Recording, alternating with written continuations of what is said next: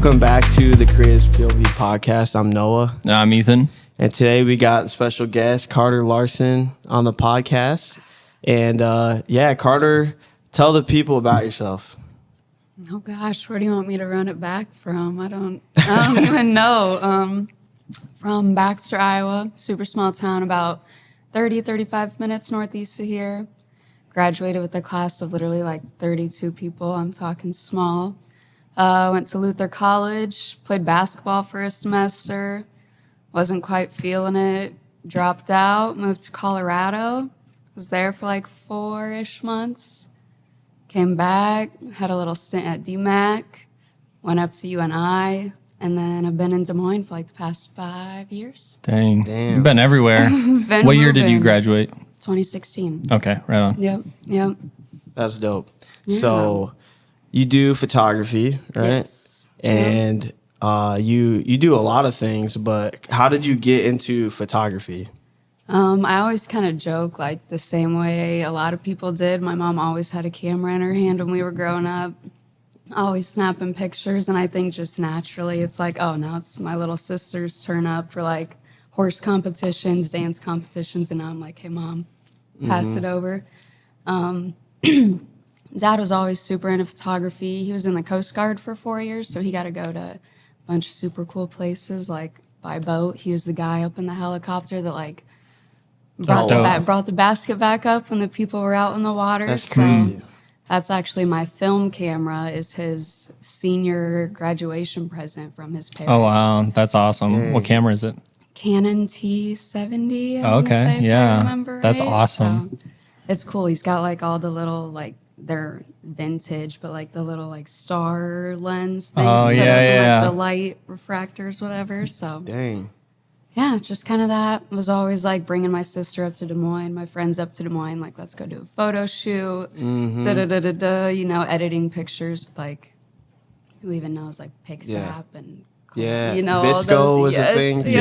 all Yep. those old ones before I knew what Lightroom was. Yeah. But so yeah, and then actually how like professionally, I guess you want to say I got into it. I was doing some social media management, and that obviously entails photography. And one of the guys I was working for was a wedding photographer, and he was like, "Hey, would you ever want a second shoot?" It's like I don't even know what that means.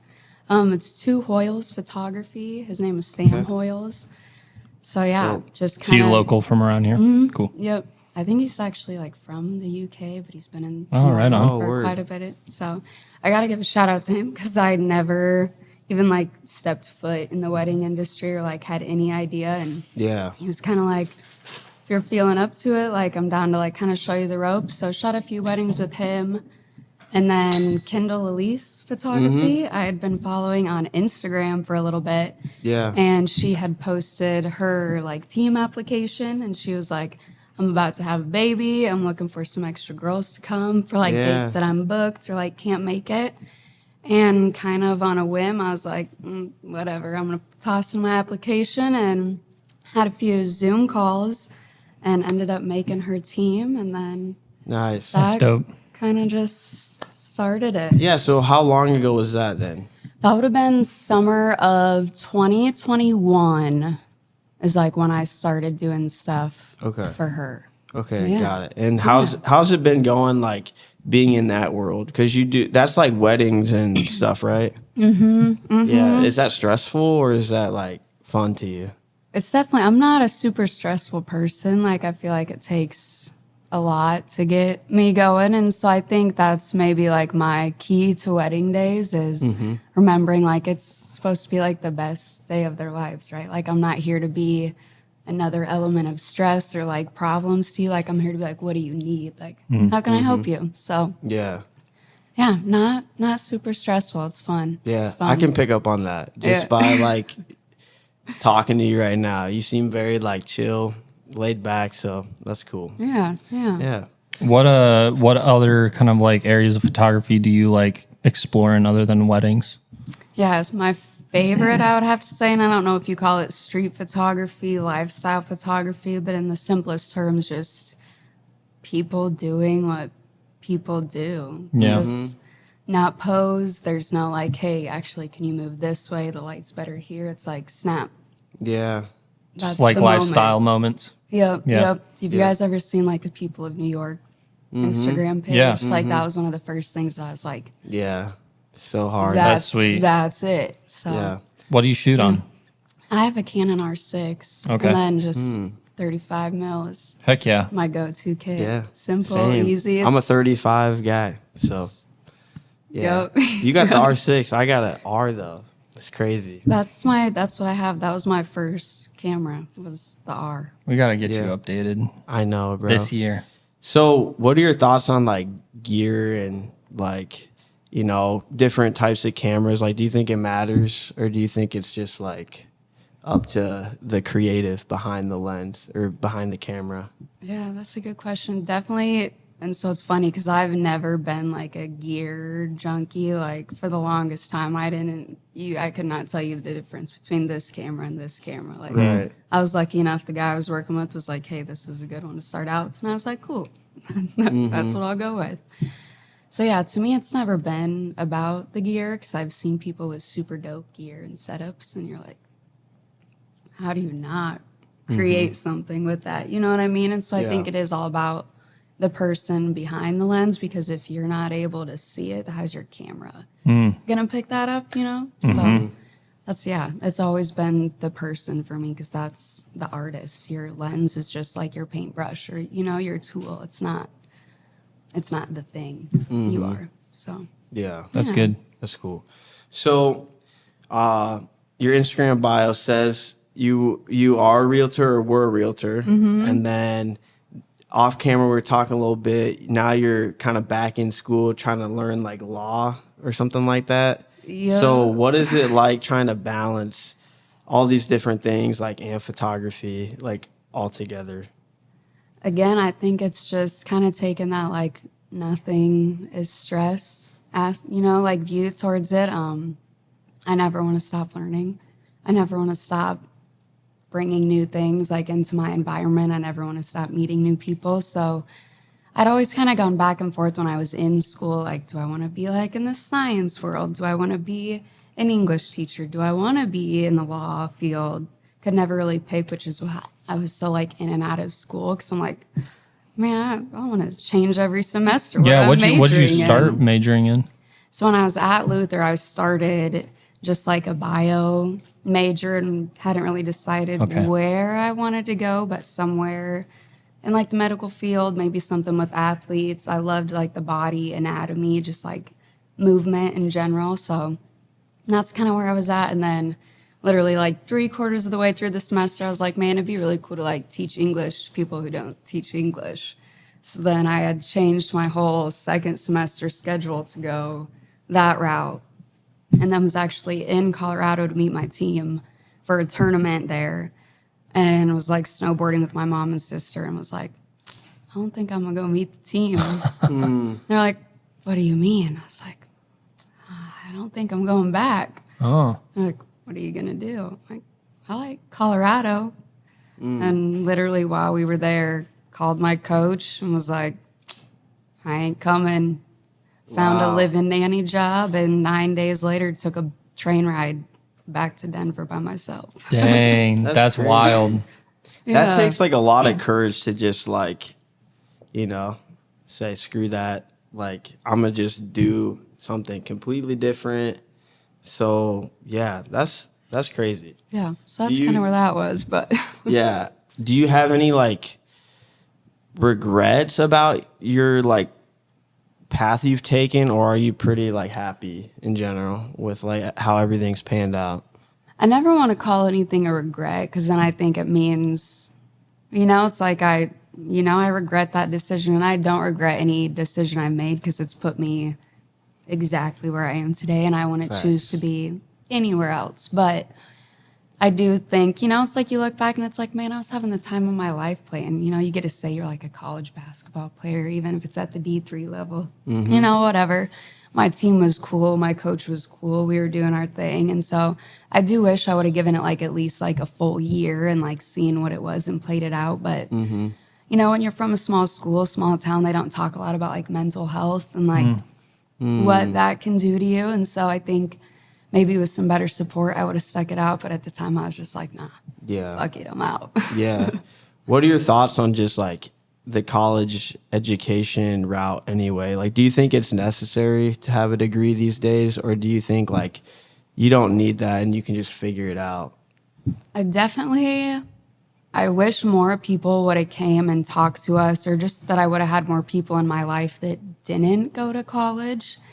You know, just real estate, I think of that. Like if someone would have came and told me that at 18, I can go get my real estate license and start selling houses at 18 with no college degree, be making that kind of money, those kind of networks, like that changes the game for me. But all we were ever told is like, these are the classes you take, and this is when you do your ACT, and your college decision is due by this day, and what are you going for? You know what I mean? There was no other like option. So I think nowadays we are at a point where unless you want to do something that requires a degree, like you want to go be a lawyer, you want to go be a doctor or a teacher or something like that, where the state says, hey, you have to have this, this, or this.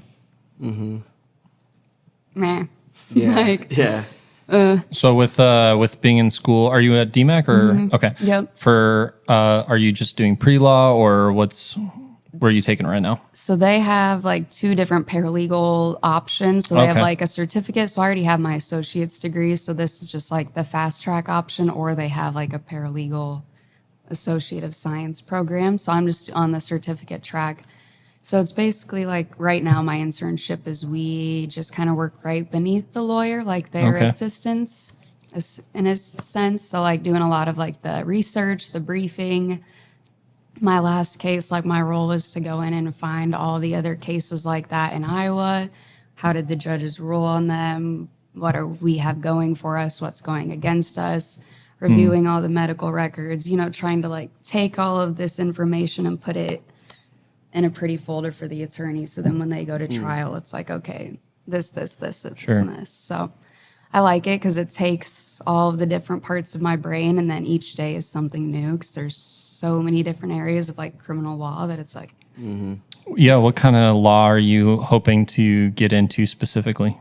when I originally started out, I wanted to kind of stay like in that real estate, contracts, wills, estate planning type deal, maybe go more like water, soil rights. But now this internship, I guess I can run it back. The reason I never wanted to go criminal defense is my parents have worked for the Department of Corrections since I was born. So I've always kind of seen a different part of it. And I was like, they're like, once you get in it, you don't get out of it. So I was like, man, I know. Like I've watched a lot of TV shows. Like I was about to say, I get feel like in I know them. everything there is to know about being a lawyer just from watching Suits. Yeah. Like, it's just so entertaining, but it's like also very educational. yeah. Yeah. So it's cool because exactly you see the TV shows and you're like, no way. And it's like, oh, it's kind of. Is it everything kind of like what you thought it would be, like now being in it? It's definitely not, obviously, the media makes everything Yeah. look shiny, but it's research, and we're criminal defense, so ours is always defending the person that committed the crime. So for me, that's also like put my brain on a whole nother level, because you can look at something and think, no, like they did it, but your job is to argue, no, they didn't even, Yeah. you know? So it's been super cool just to like, again, I never want to stop challenging my brain. And I think this is just kind of that next step in that for me of like, I've been in real estate for 5 years and I'm kind of ready, just like that next challenge, that next step in That's cool. something of like my day to day. Right on. Do you feel like there'll be a point where that career path takes off and then like photography you like put on the back burner and it's just like a hobby, or do you still have like a dream or a goal to like do photography into the future? Oh yeah, I never want to put my camera down. I kind of think of it like, obviously, yes, photography can be your full-time job, but I never want to make photography stressful. I never want to worry about a photo shoot having to pay my bills or having to cover this. Like to me, photography is an art. It's my creative outlet. So That's cool. I think it's like I'd like to have more, like real estate's great. You get to make your own schedule right. You get to just kind of do your own thing. But I'm just kind of at the point where I don't want to have to, like I said it to you earlier, I don't want to have to like sell myself. Yeah. I don't want to have to be on Instagram every day, like, or on a park bench trying to like make it happen. So definitely trying to look into something that's a little bit more stable on the day to day, and then still knowing that like I can do whatever I want with my camera whenever I want. So You said like photography is like your main creative outlet. Do you have any other outlets that you like, you know, obviously being a former athlete that probably influences it. Earlier you mentioned yoga. What are like areas that you really like you want to keep sacred in your like outlets? I mean, I think to me, honestly, photography is always kind of going to be a sacred thing as much as it is shared and you're doing it with other people and you have clients and folks that are like relying on you. To me, it's still something sacred because it's my way of like documenting the most special parts of your life. So to me, it'll always be sacred in that way. But again, like you said, my yoga practice daily, it's been a part of my life, I think, for like, we're going on strong 4 years now. Always kind of dabbled with it like in and out of high school. But again, being in a small town, it was like, I'm at home watching it on YouTube. It's not like it's something that's accessible to me like in person. Love to run, love to take my dog for runs. We go on hikes. We have all of our little spots around Des Moines, about as wild as you can get in central Iowa. Yeah, but ledges and right, a couple other places. right, right. My dad's a big bike rider, so lots of bike rides, and we take our kayaks out. So the outdoors, I would say, is like my thing. That's sacred. That's cool. So, That's cool. And so with yoga, is that at Good Vibes? Yeah. So how did you get connected at Good Vibes? Just random, crazy happening of the universe. Just was at one friend's place and ended up meeting Ben, who runs Good Vibes. Yeah. And from there, it was like, man, this is dope. This is something happening in the city that like I want to be a part of. And the best way I can just, and this, I guess I got to say this with like a grain of salt, but when I was in high school, I was a part of like our youth group, and so we'd go on like yearly missions trips. And my favorite one was in Logan, West Virginia, and it was just like this kids club, literally in the middle of like nowhere mountain town, and all we did for 8 hours straight was played basketball in this gym with no air conditioning. You know, just like you were just there to like play with the kids, and that was it. We'd have like PB&Js at lunchtime, and then like run it back, we're doing it again. Yeah. And so like this like environment that Ben was creating was just like being this space that was like there for kids in the community, and like doors open. It really kind of kicked off when like COVID happened, like right at the tail end. Like kids were just wandering around, like nothing to do, and so we had our door open and they were just coming in and hanging, and it was just like creating that space where they felt safe and welcomed and could learn. And we have videos. It's great. I go back and scroll through, and it's like kids breakdancing when they were in like 4th grade. And now I go to Harding for practice, right? And I see them in the hallways, and it's like, oh my gosh. Feel old, Yes. Yeah. That's super cool. So it's kind of a full circle type thing, but like I used to help the homie Marquis, who couldn't be here today, but we used to do the Minds podcast for Juwan, and we would record a lot like in Good Vibes. Yes. And so that's how I kind of got introduced to Good Vibes. And I don't know if Ben remembers me, but like I remember Ben. Yeah. Like just super good people. And so, and now you're here and you like work with Good Vibes. So yeah, it's super dope. Yeah. So how would you actually tell us about like Good Vibes Media? Like let's get into that a little bit, because I've seen it a little bit on social media. Barely. Yeah, barely. It's like you guys kind of launched that page like recently though, right? So like tell us about Good Vibes Media and kind of like what you're trying to do with that. Yeah, so it's definitely it's a collective. How it started is like back in COVID when I was doing that social media stuff. I had a little business, just me, called Top Shelf Media. It was like, again, never made it a public thing. It was just like me doing it for a couple of small businesses. Drew was helping with like photos and stuff. And that just kind of fizzled out because I was like, man, love social media, but like it's the matrix at the end of the day. So like I just just was at a point where I was like, I've kind of had enough, like that being my like day to day. Kind of took a step back. Me and Drew kind of like reevaluated. Like he was obviously running Flicks by Drew. He does his own like photography thing, killing it. But we were working so much together. We're like, how can we make this a team, but it's not just about us and can like continue to serve indefinitely, if that makes sense. Yeah. And so, yeah, because we had met at Good Vibes doing yoga, and a couple of the other team members, same thing. We all just like met Good Vibes. We host an open mic. We do this like free food handout every Sunday. So just like constantly good, creative people kind of coming through the door. And so, yeah, we were like, all right, Yeah. Good Vibes Media. Yeah. Who's all on the team?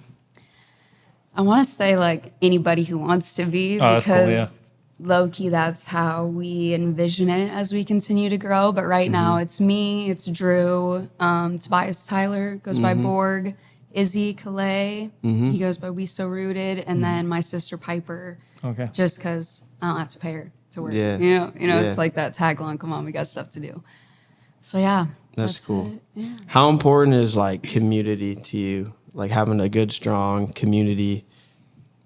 It's You know what I'm saying? everything. It's Yeah. everything. I think I take this back to like being from a small town, less than 1,000 people. Like literally I could walk down every street and tell you who lived in what house. You know what I mean? Like ate in the same cafeteria from kindergarten to 12th grade.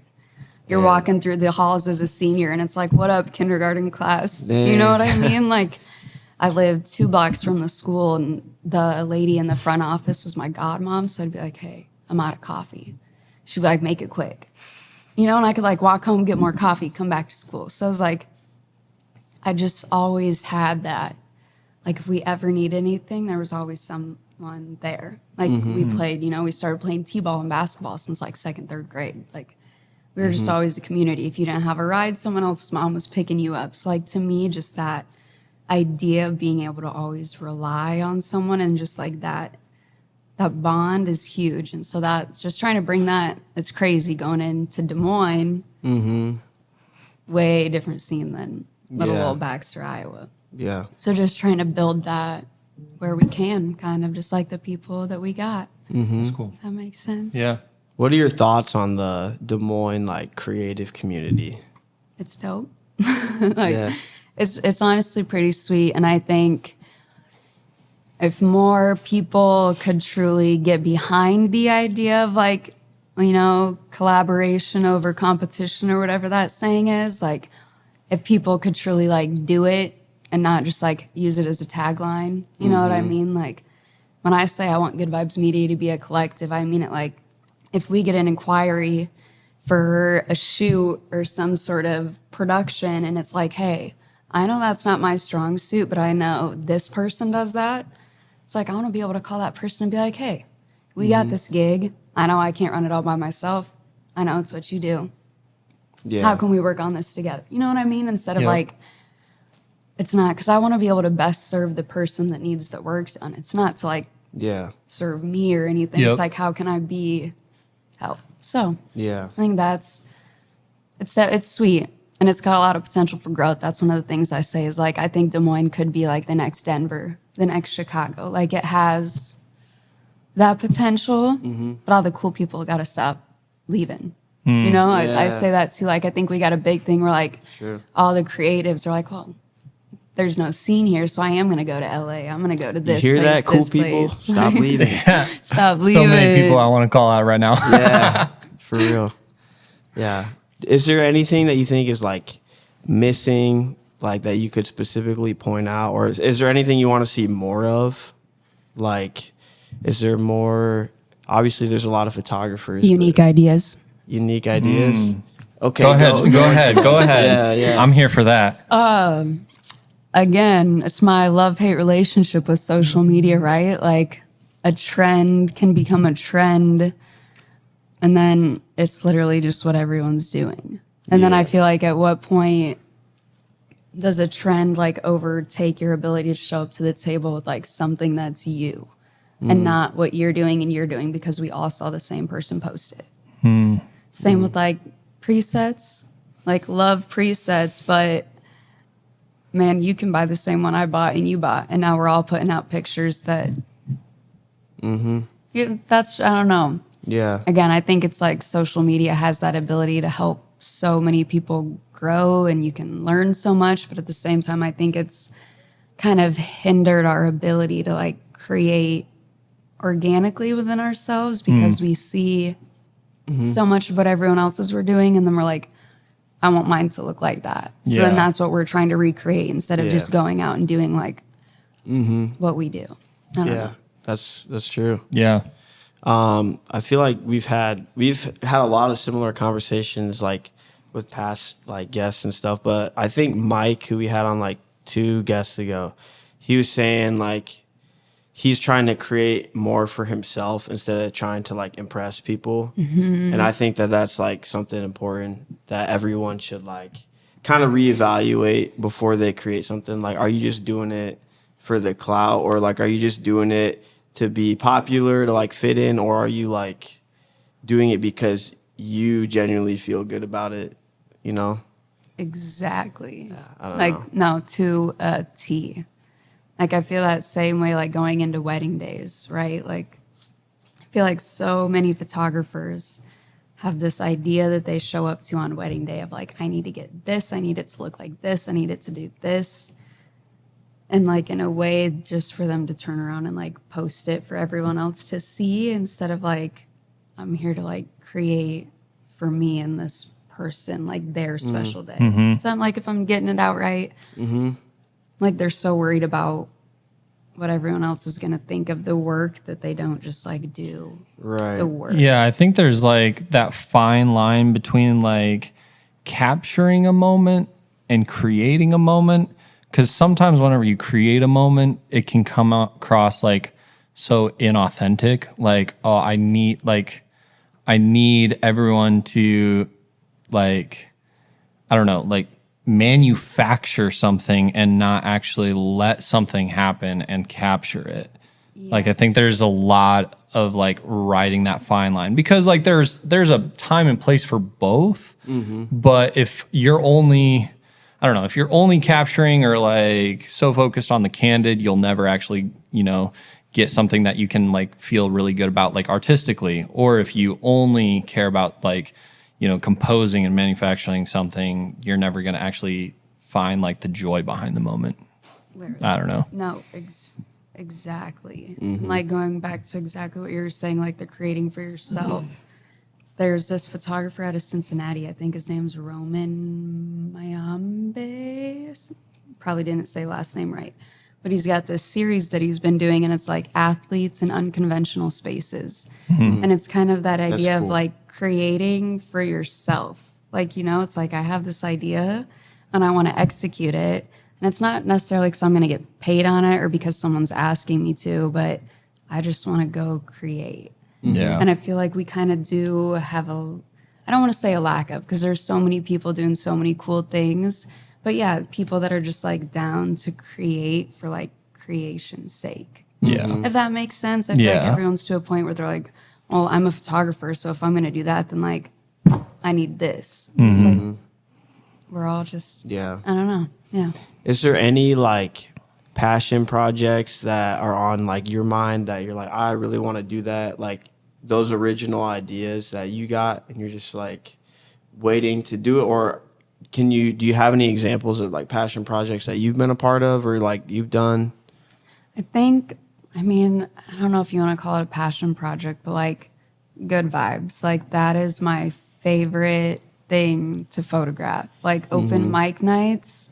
Yeah. I don't like, there's just something special about that place on open mic nights. Cause it's like one of the few places that it's like, it's truly open to everybody. Like we've got high school kids in there to like older folks in their 70s and 80s that come in and just do like readings of books. Or we've got like a guy that comes and sings like old war songs. And so it's like that.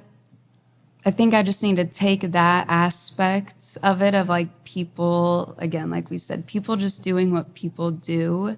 And that's kind of my goal for this year is to take my camera into the streets and not just focus on like the content or the weddings or the senior photos or stuff like that and just more people Yeah. doing what they do. Yeah.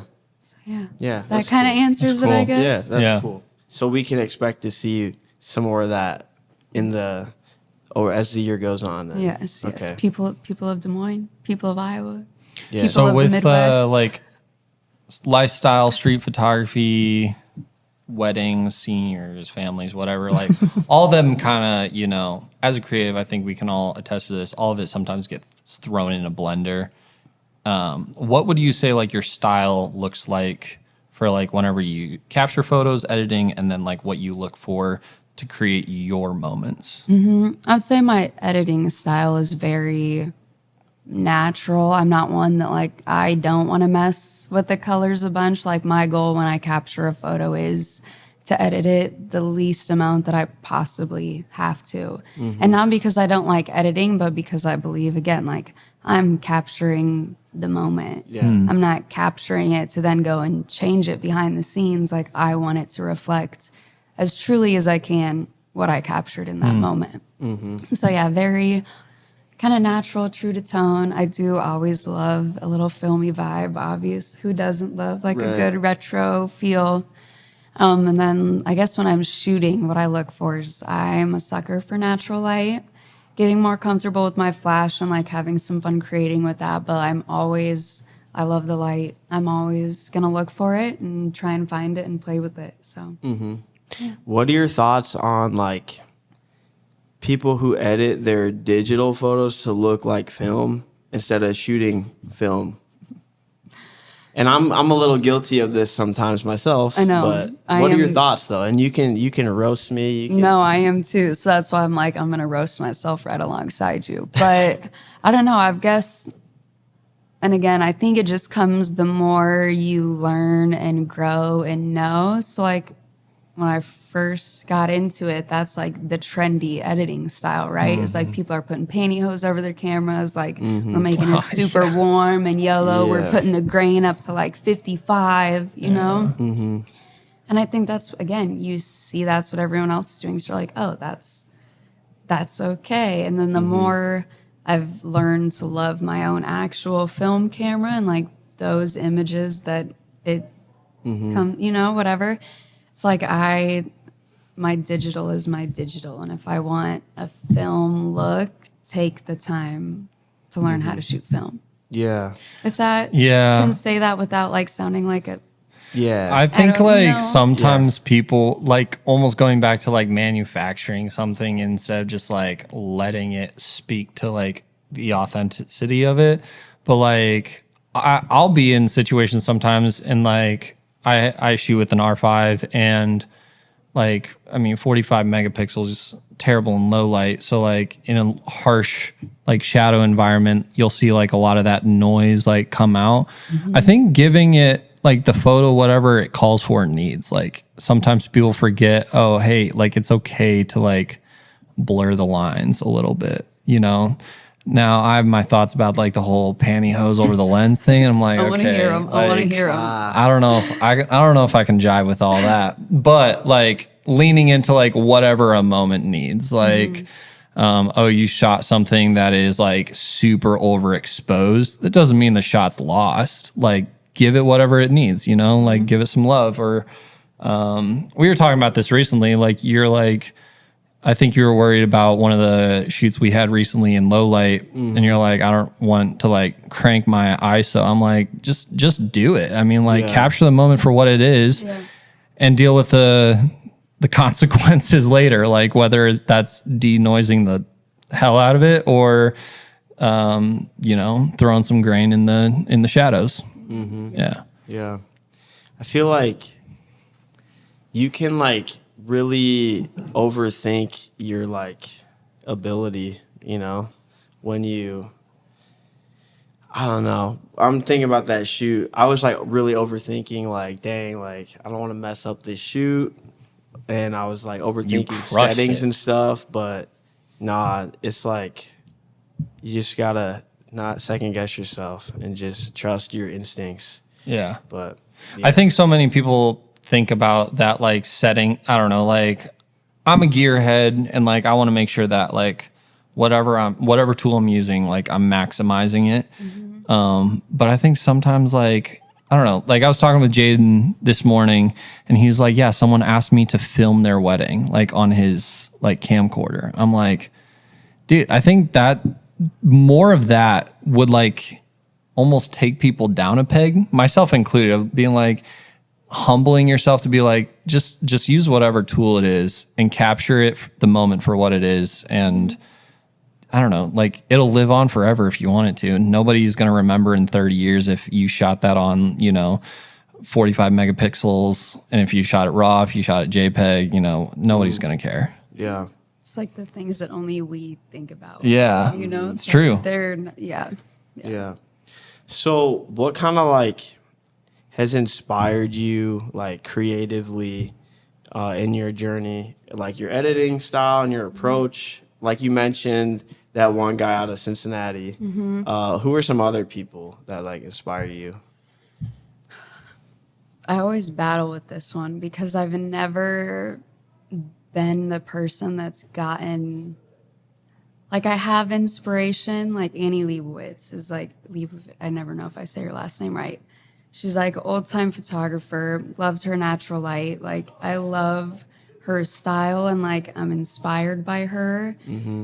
But I never want to get to a point where I idolize someone so much that that's like who I'm striving to become. Like that's really good. I used to when I was younger, don't get me wrong, like that's been a long battle, but I think I've gotten to the point where it's like you can appreciate someone else's work and take inspiration from it without like, oh my God, I need it to be exactly like this, look just like this, like like almost, I think people can get to a point where they like can become obsessed with like, they make regular people out to be like celebrities, and it's like, just because I got 10K followers on Instagram, like they're just like me, or you know what I mean? So that's something I always try and keep in the back of my head is like, we all have the ability to be each other's inspiration. So I try to not get too hooked on like, that's the one. Yeah. Is there anything like outside of other photographers that inspire you? Like, is there music that you like that might inspire you, or like brands or like different types of things that also contribute to your creativity? I love music, all types. Seriously, any genre you give me, I'm down. I talked about it earlier, but the outdoors is my biggest thing I pull inspiration from. We went to Utah last summer, and it's like I'm like pulling from that trip almost a year later. Yeah. That makes sense just from like landscapes, colors, people, just like their pace of life there even. And just so it's like, to me, that's the biggest thing. It's like everyone always says like their travel is their inspiration, but to me it's bigger than just like the traveling aspect. It's like the people in that space doing what they do just naturally, like no pose, no tourist attraction, just like getting to those different places and being able to see people just move how they move and like taking inspiration from that. Because I think, I don't know, the ordinary people are my favorite because they're just like, man, all right, like we all out here. Yeah. Yeah. That's cool.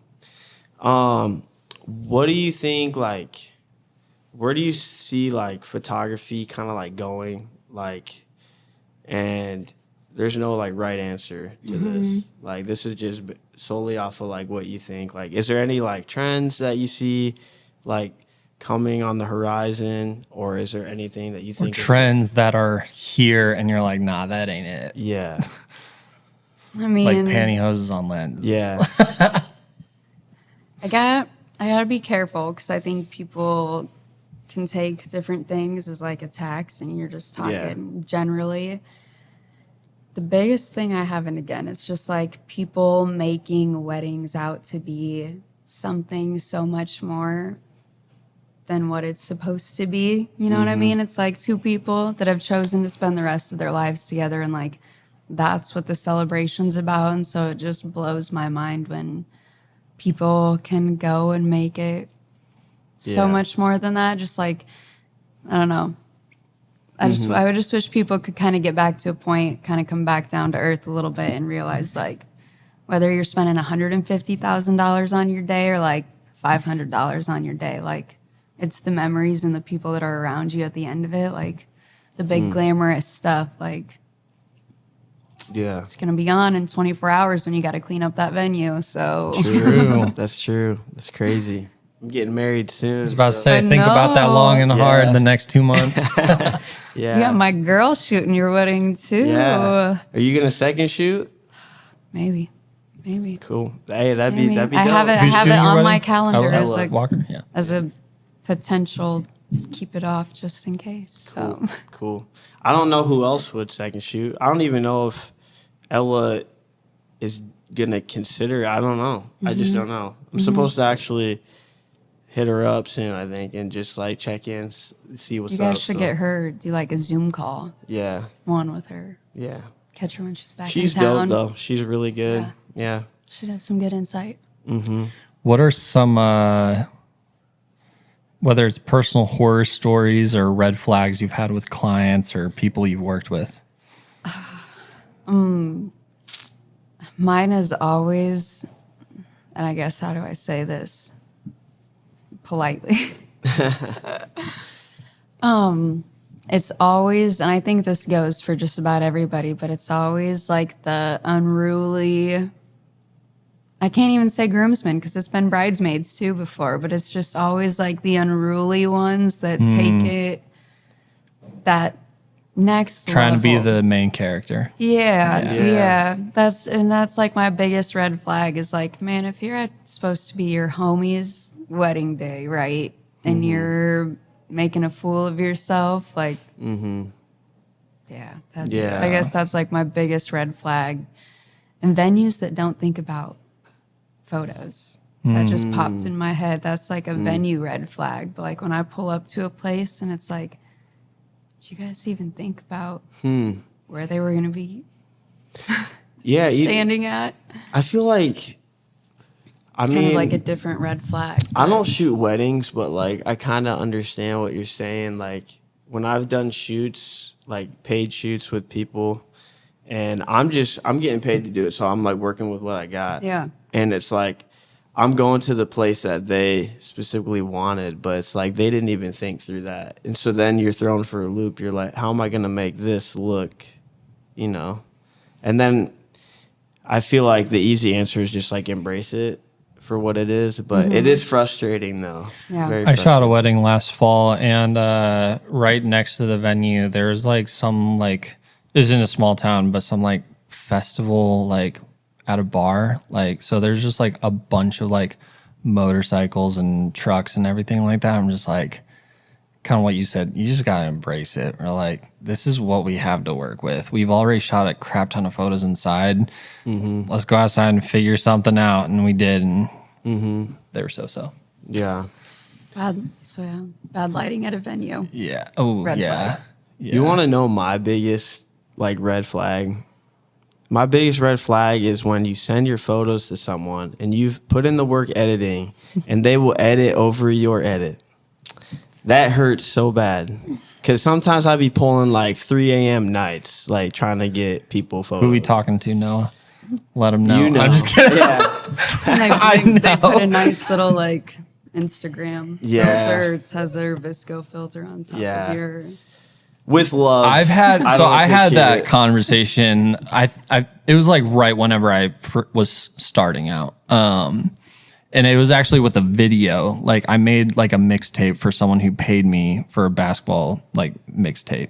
And they basically took all the footage and recut it and like retransitioned it. And I'm just like, what am I doing? And it was interesting to hear their perspective because they're like, I'm paying you for this, so I should be able to do whatever I want with it. I'm like, all right, so if that's your perspective, then we about to sign some contracts and your like limited liability clauses because that's kind of crazy. Yeah, that's wild. Yeah. That's just like the worst feeling. Hey, I just never shot for him again. I was just like, all right, cool. People that don't tag their photographers. Ooh. Red flag. Damn. Yeah. Red flag. Yeah. Yeah. Yo. Hey, I let feel 'em know. salty every time. I'm like, you didn't take that. Yeah. That's crazy. That's a good one. I didn't think about that one. Yeah. Is there any more that we're missing?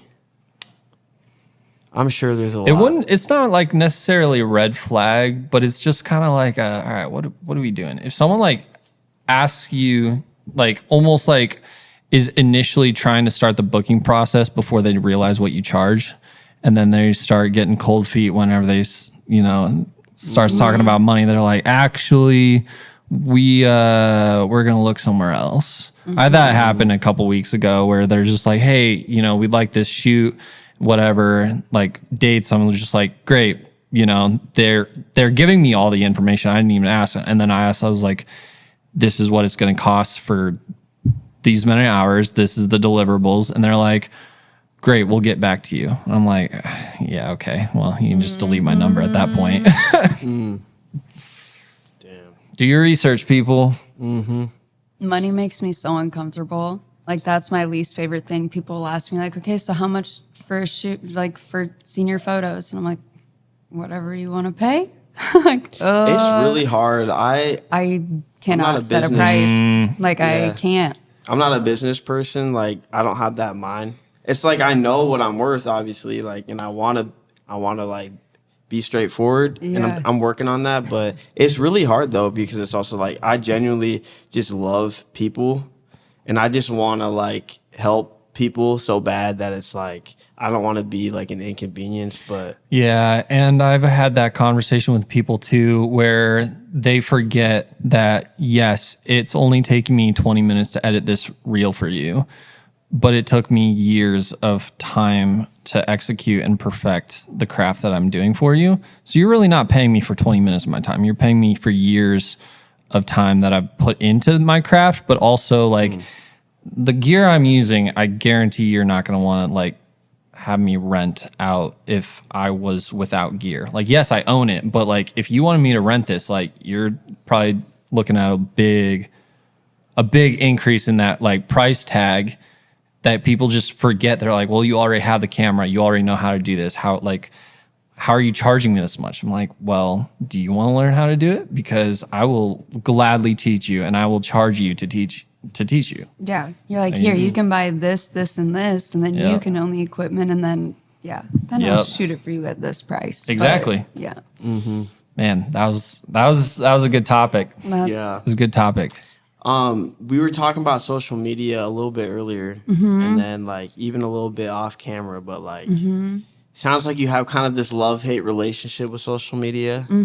So like dive into that a little bit. Yeah. So I was running, I think at like my peak, if you want to call it that. I think I had like 7 social media accounts I was running at one time. 8035 Music Festival was my biggest account ever. Woohoo. Wow.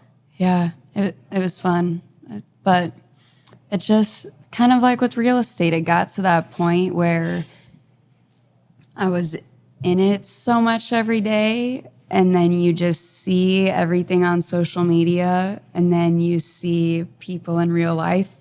You see the reality of situations compared to what they're posting or what they're presenting. And I kind of just got fed up with the idea of like people being more willing to go make a TikTok or do this, or this to post it on social media than they are to just go, go to a coffee shop for an hour, 2 hours, go to this in-person event. I feel like we are just slowly as a society kind of losing that like in-person touch, right? Like you go to Walmart now and they literally have 2 people ran cash registers. Everything else is they've got like If that. 30 self-checkouts. Yeah. Literally was there last night buying a light bulb for my car, and nobody working. And so Yeah. I don't know. I just kind of think I think so what 2020, 2021 is like when I started. So I was in it for like a good 3 years. And yeah, it just kind of got to that point where I was like, kind of, quarter life crisis, whatever. Just like humanity's lost it. Like we've lost it. Like everyone is so worried about these little boxes on their phone. And it's like, man, all it's going to take is the internet to shut down for like one day. And this little life that you guys have spent so much time building on the internet, gone. Damn. And then like, what do you have in the physical and the real to like support that, to back that up? Yeah. Nothing, because you have spent all of your time on this. So yeah, that was just, I kind of got to that point. I'm lucky enough to have like older people in my life. I'm super close with my parents, and obviously they didn't grow up with this stuff. Super close with my grandma.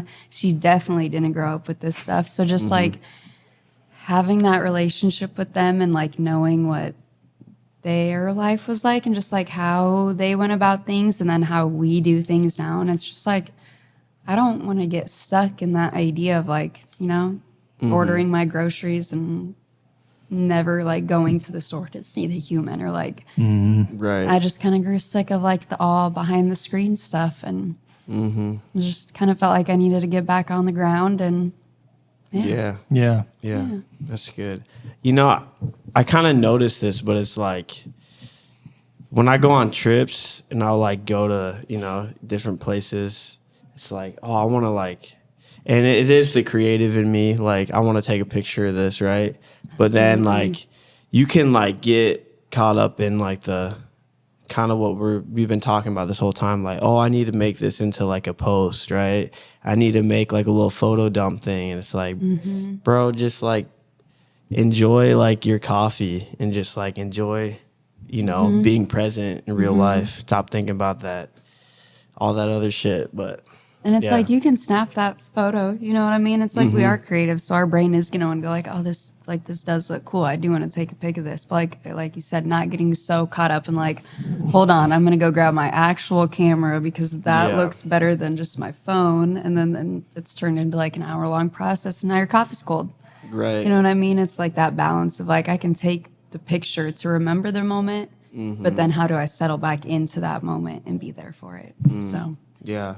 Do you feel like did like running 7 social media accounts, like did that like affect your mental health at all? Because like I run some social media accounts and it's just a lot to remember, and it's like, you know, the accounts that I manage, it's like you might be promoting different events on these things, and it's sometimes even hard to like remember like which account is like having this happening, right? Or dates and times, and like it's hard on me to like keep everything straight. So like running 7, like I can't even imagine. Like that's crazy.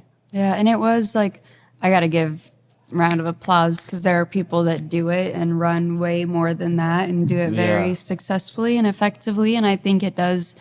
You just have to make that choice. Like, you have to be willing to be on your phone or your laptop or both from when you wake up in the morning until when you go to sleep at night, and know that you are going to be checking Instagram every day, checking Facebook, Twitter, TikTok, Pinterest, like whatever you're on. And that does become your life. And I think that it's just making that choice. Like, okay, this is what I choose to do every day because I'm not having to go clock in, or I'm not having to go sit at a desk. But it just kind of came back to the end of the day. Like, I don't want to be stuck with my phone in my hand. I don't want to have to rely on this object to like make things happen. I kind of liked what you said earlier, and it kind of correlates to what you said now, but you're talking about your income and like with doing like law or real estate or something like that, where you want to have like some kind of income that keeps you grounded. So that way everything else, like some people have the misconception that being a creative gives you like freedom. And it's like, oh, I don't have a 9 to 5. That's because you're working 24/7. Literally. Like you release the freedom you have by clocking out, by not clocking out whenever you get home, and then you get whatever, like a DM or something on your phone during dinner, and you can't not respond to it. Like that's your job, or it's just in you at that point where you have to be so attached to it. Exactly. And I respect that, because like I'm kind of in the same boat with like doing media, but like doing it as a 9 to 5, but also having like separate things creatively that I can like work on, but still keep them sacred. Yeah. So like, yeah, I think that kind of, I don't know, that came to mind whenever you said like, when you wake up, like you're on your phone, you're checking Instagram, you're checking Facebook, and then at night, because like that's what normal people do now. It's kind of crazy. Like, I mean, I'm just as guilty as everyone. You know, I wake up, turn my alarm off, roll over on, you know, and start scrolling or whatever because I'm not ready to get out of bed. And like, companies know that. And so they're going to start sending you stuff or feeding you ads or, you know, start posting right at the crack of dawn. Yeah. So it's crazy. Yeah. Times change. You were talking about your parents earlier and how you were thankful for like kind of learning from them, like their past and how they grew up. And like, I think that's pretty cool. Would you like view your parents as like kind of like good mentors for you in your life? And like, who are some like mentor type people in your life that you've like learned a lot from and that you really like appreciate? Yeah, my parents, huge. It's funny because they're definitely total opposites. Like my dad's from small town Iowa, born and raised, like went into the Coast Guard, went to school, has worked with like the same, you know, place for a long time. Mom was actually born in Compton, California, and lived like in the desert in Cali for like 8 years, and then ended up moving to central Iowa. And she's definitely just like you want to call her a little hippie, little witch, whatever you want to call her. She is one with nature and the elements. So I definitely felt growing up, I always had like these two very distinct sides to me. Like we had horses at the age of 5 and like grew up with horses and goats and ducks and all of this stuff. But then my dad was like the strategic, the coach, the involved with like the school boards and that kind of stuff. So I felt very like, people say you have your right and left brain. I felt like I had like my right and left like personalities kind of. So my parents were just huge for me, and just they got divorced when I was in junior high. But then their ability to like stay super cool with like me and my sister throughout, like it was just they've taught me more than they know in just terms of like how to be a human being and like try to be a decent one. My grandma is like probably my biggest inspiration, and so her and my grandpa's photos are actually where I draw like the most photography inspiration from, because again, That's awesome. This is like 60s, 70s, 80s, 90s that a majority of her photos are from, where you don't get to take 800 to 1200, you know, photos a wedding or a shot or whatever. It's like you've got your one. And you hope that puppy turns out how you want it, because you're not getting another one. And so just being able to like thumb through all of those photos, and like she lives 2.5 hours away, like making the time to go see her and just spend time with her. And like, she's definitely probably like my biggest. That's cool. Yeah. That's awesome. So what are your goals for the rest of 2024? Ooh, that's a good one. Definitely, and I know it's so cliche, right? But create more, and kind of like we talked about, like more just for self and like for the sake of like a community and like gathering people and like getting us together as a collective. And it's always like the more the merrier, like the more minds together and working together and thinking and collaborating. Like I just think that's where the magic happens and just where things can continue to build. So for me, it's just really focusing on, we've established like the basis of Good Vibes Media, right? We got the name, we got like our core little group of people that are going to show up and be there. We've got the Instagram page. So now it's really like diving into how do we create that collective, and how do you even talk about that collective? Because we're talking about something that really hasn't been done before, I don't think, at least not in Des Moines to my knowledge, of like you are all running your own individual businesses, but if and when needed, we're able to come together under a shared umbrella, under a collective, and work on something like that maybe not just one of us could handle by ourselves. Yeah. So like there's a couple of like younger photographers that we work with that like just don't, they have cameras, but they don't have R6s, R5s, Rs, things that take what we deem as like professional photography. So like how do we come up with like some sort of equipment rental thing that's not Christian photos, and that's maybe a little bit more accessible and more hey, I actually don't need it for the full 24 hours. How can I check this camera out for my 2-hour shoot? Or, hey, we actually have this big empty yoga studio at Good Vibes because we run classes for like a couple hours in the morning and a couple hours at night. Here's a photo studio. Everything we do at Good Vibes is donation based.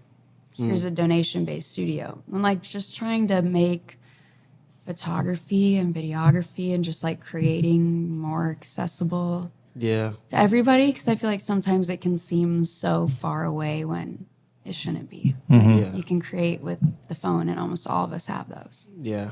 So That's I think cool. just trying to dive more like into that aspect. 'Cause like I have clients, I have weddings, I have people I associate shoot for. So like that part of, like the business side of photography feels good to me. And so now it's like that true like collective aspect of it. That's cool. Yeah. So you were saying you coach basketball for Harding right now. So you work kind of around like younger kids, and then obviously younger kids go to like Good Vibes and like are coming in and out of there. Do you think that like the next generation, like, do you see them like getting more into like this photography stuff than like even our generations? You know? Yeah, because I think even more young kids now, how do I say this right, have more phones. Like more of them have phones than even we did growing up. And I feel like we all had, if I had got my first phone, I think in like 6th or 7th grade. You know what I mean? Kids are getting their first phone now in like 3rd, 4th grade. So I think when you're introduced, because TikTok's huge, right? So everyone already is like, everyone already is kind of like a creator in their own way because of these platforms that emerged and like has given everyone the opportunity to be said creator. And so, yeah, I do think it'll definitely take more of an uptick, like as like this younger generation comes up, just because they've already been so familiar with it. And I think they've just been exposed to it even more than we have because of social media and their access to it. So, Yeah. Cool. yeah, I think Cool. it's on the rise, but Cool. If you like could give advice to like young creatives, a younger you, like what's a piece of advice that like either you've gotten or you would want to pass on to someone else? like as simple as it can get, like you can do it. Like if you want to, you can. And I think big thing for me is like you see other people doing it and your immediate instinct is to like compare like what they have and what you don't, or maybe what they're doing and what you're not able to. So I think at the end of the day, it's just like I wish like everyone truly knew like you can do whatever the fuck you want to do. Mic drop. Yeah. It's true. That's good. You just have to go do it and not just talk about it. Yeah. That's good. Good stuff, Carter. So we end every episode just going around the table talking about something that has inspired us like recently. It could be anything. It could be like walking your dog or whatever, right? Something you ate. So who wants to go first? I'll go just because it's something I think either you said or Marquis said the last episode we had, or maybe 2 episodes ago. But Volandis, the photographer, he posted that he was in remission. So that was just like cool because he was just like posting updates and he was just like saying, even though like he's stuck, in a hospital bed, he still like had something on his mind to like that desire to create. And that's just inspiring to me that like, the reality is all of us are going to come to the end of our life, thankfully for him, it's not yet. But like, if that was the reality, would I still like be like, I'm not going to create because nobody really cares? Or it's like, am I going to do it for me? Because I still have that desire to. And hearing that was really inspiring, that he's still fighting. It's just, it's a cool story. I'm excited for him to like, hopefully be able to share his story about like the journey he's had. So Yeah, that's good. That's really good. I would say for me, it was that live recording that we were part of. We got to help out with this like live recording that my church did for their like worship group. And it was really cool because we had a couple guys from like Elevation come in to like direct, and so kind of like learning from them how they do what they do for Elevation Church was really cool. And like one of my big takeaways is like how they communicate with people. Like they're guys that have had like years worth of experience like doing what they do, like directing videos and like even like editing and like color grading and stuff like that. But it's like the way they like at least talk to me, and I'm sure like you and other people, it's like they don't make you feel stupid, you know? They're really like approachable, and you can ask them like any question, they'll help you, you know, figure it out. And like that instilled a lot of confidence in me, like, and because I was saying earlier how like at that shoot I was like second guessing myself a lot, like during the kind of the rehearsal, like I was like trying to find my spots and like playing out where I was gonna go. And then like I was talking to one of the guys, his name's Chris, and I was just like, what do you think? Like he's like, well, honestly, if I were you, like I'd just come in here and like, you know, get what you need and then get out. And then it's like kind of like be looking. And he really dumbed it down and made it so simple for me that it's like I didn't even need to like overthink it anymore. Yeah. And then when we did it, the night went on, got photos. Like when I was looking back at the photos, I was like really happy with them because I was like, damn, like I can't do that. So Yeah. Exactly. don't doubt yourself. I agree though. Like they were just really approachable. We got coffee the Wednesday after, and I always like to hear like other people's perspective. I was like, so after this, I was like, so you know, everything's torn down, everything's on drives, whatever. Cards are formatted and shipped back because I think the cards like they even rented like the whole package was just rented, so they didn't even bring cards. And I just asked, I was like, okay, so like, what's your first step, like next step after like for post-production? And they're just like, explain their process. And it made me feel good that I'm like, okay, I'm glad that everything they said is something that I would do. Cause that makes me feel like, okay, I'm on the right track. Like, I've been a part of like live recordings as well and stuff like that. And it's always intimidating whenever someone does it like on a scale that's just so much bigger. It's like, well, is there a different process or do they do something different? And all their answers are exactly what I would have expected. So hearing that was like super like confidence building as well. So like, yeah. Like you're right on track. Yeah, it's like, all right, cool. I don't feel stupid now. Yeah. Yeah. Yeah. For mine, I've been reading this book called Never Leave the Dogs Behind. And she was talking about it. She lives out like in Utah, which is like why I got her book. So I'm still like pulling inspo from Utah. Nice. But she lives up on this mesa, and some real bad thunderstorm had rolled in. And like in the midst of all of this absolute chaos, and like in the desert when it rains, like it doesn't take much rain for it to like become absolutely like violent water through the desert just because of the makeup. And so she's like, as she's watching like her driveway and everything just get like washed away, this rainbow appears like literally right above her trailer. And she was just like, it took me back to that moment of like, even in the midst, and like this is so cliche, but even in the midst of like absolute fucking chaos, like there's always gonna be beauty, and like you just have to trust in that like no matter how bad it feels or like how awful the situation seems, like you are going to come out of it. It's not going to last forever. Like, you're going to be good. Yeah. That's cool. Dang. That visual just kind of gives me chills a little bit. Like, that's crazy. That's awesome. A rainbow. Damn. Like, in the midst of a storm. Yeah. That's like a really powerful image, like, honestly. Yeah. Yeah. That's cool. my big one. I'm carrying that one for a while. That's cool. Especially after last Thursday, Friday. Dude, this weekend was crazy. It is crazy. Yeah. I felt like such an old man. I just went out in the patio and watched the whole thing. Yep. I didn't go inside. I was on the back deck, just like, I was just chilling out there. I lit up a cigar. I was just chilling. I was just Dang, like, bro, you didn't invite me over?